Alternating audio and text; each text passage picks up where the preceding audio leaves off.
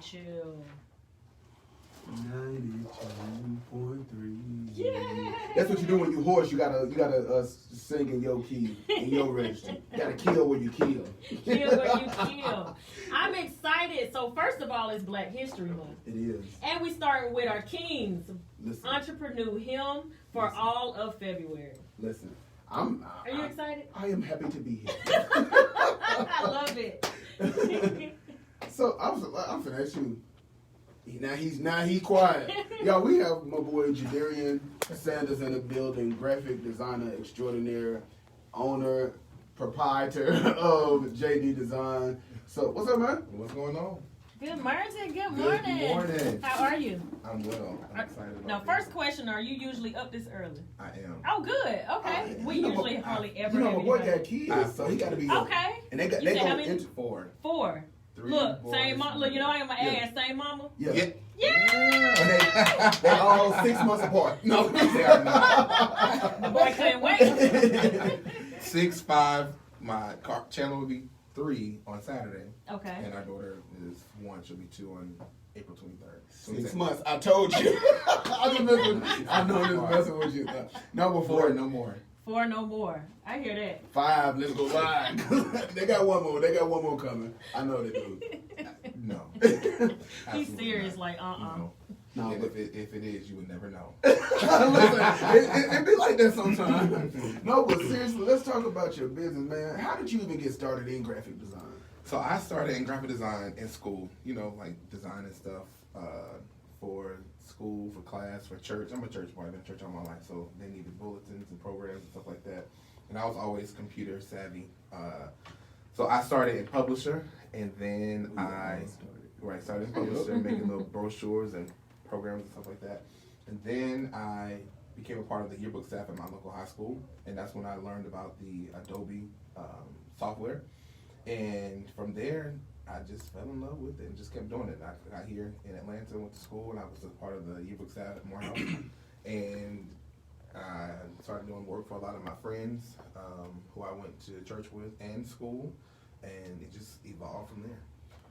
So I know that you have like a list of like celebrity clients and high-end clients, whatever. How did you even get to get their attention and say, hey, this is my work?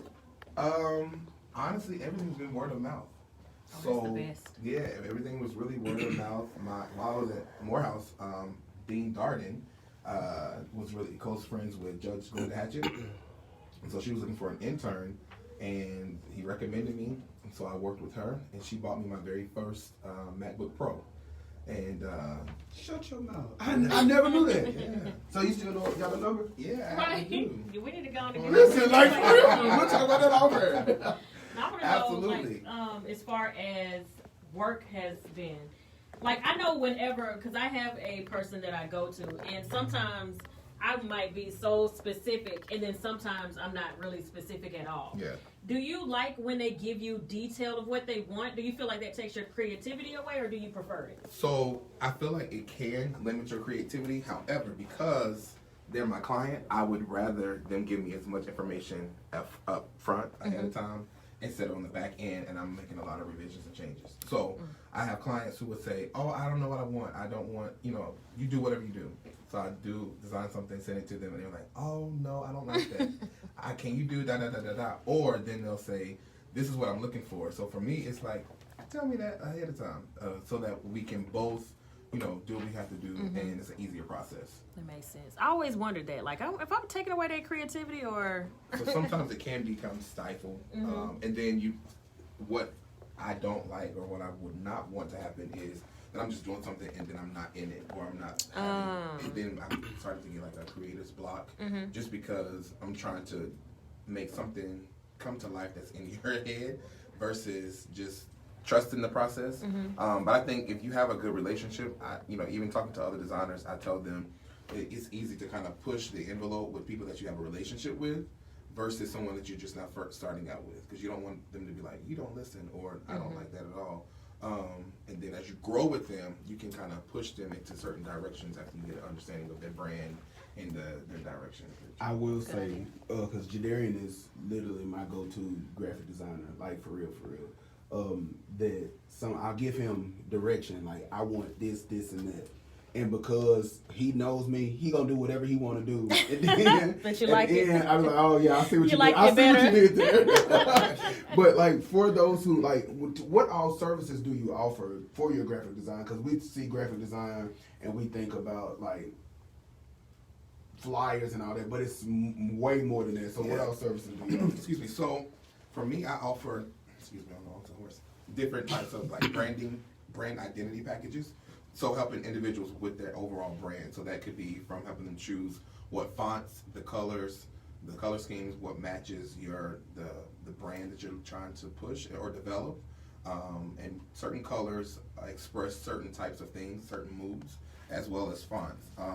But from a piece, like a collateral package, it's ranging from flyers to banners to step and repeats to business cards, just anything that needs to be designed. If it's something that's online, digitally, back in the day we used to have the MySpace design. Yeah, so we all thought we were Oh man, we thought when they get you a banner, or you get you a banner on MySpace, you'd have made it. Exactly. You made it. So now, like a lot of people use StreamYard to go live or different things like that. So making sure that it's a custom design for that to make it look like you're intentional with your background. I never forgot even about StreamYard. No, because I use StreamYard, but my stuff is definitely not Yeah, this custom. was I never thought Yeah. about StreamYard for. Okay, so you do logos as well. Too. Logo. So the thing about logos is, so I've determined that I don't like designing. Okay. Only because it's so many ideas that people may have, and so it's a very tedious process. Tedious. Now I'm like, did I say the word right? No, you said it right. You said it right. But so I can do them. I just have a design style preference. Okay. So if they're looking for something like a lot of extra stuff, I like designing very clean logos. That's stuff that you can like expand and really maximize. So not a lot of extra stuff. That's just that's my preference. But a lot of people will design like a logo in Photoshop and think that that's just phenomenal. They add different colors and gradients and all this extra stuff, but that's not an effective logo. Gotcha. An effective logo I'm learning that too. Yeah, you should have a vector file. It should be able to stretch as huge as this room and not lose its pixelation. But excuse me, most people who are offering logos at like $100, $200 is probably not the type of logo that you need for it to really give you what you need for it to give you. And a lot of people are just like, oh, I just want a logo because, for my business or whatever. No. It's really an investment, and it's time, and it's, creativity. We can look at a lot of the larger brands, and a lot of their logos are now becoming simplified. Yep. Like over the years, you'll see what McDonald's look like, KFC or Apple, and just different companies. They have refined their logo designs. Gotcha.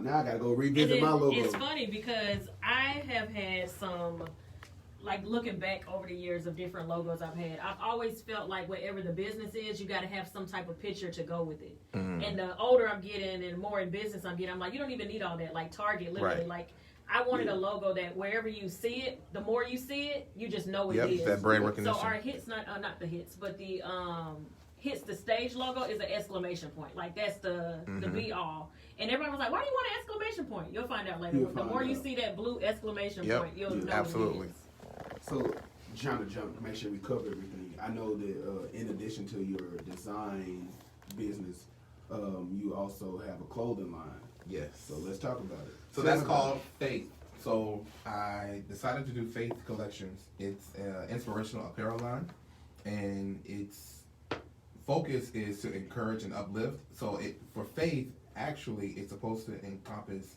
like public speaking in addition to the apparel line. Right now, I focus more on the apparel line, just getting it out. And the Faith, part of it was I needed to remind myself who I was. So that's why I started the shirt that says "Have Faith." Period. It was before everybody kept saying "period." Pooh. To be clear, my period for my shirt was before period. And all these other ghetto, they changed the language and stuff like that. So, so "Have Faith." Period. It was my first shirts. The second one is called Focused, Faith, and then I'll have some more that's coming out. I love it. And what's your price point?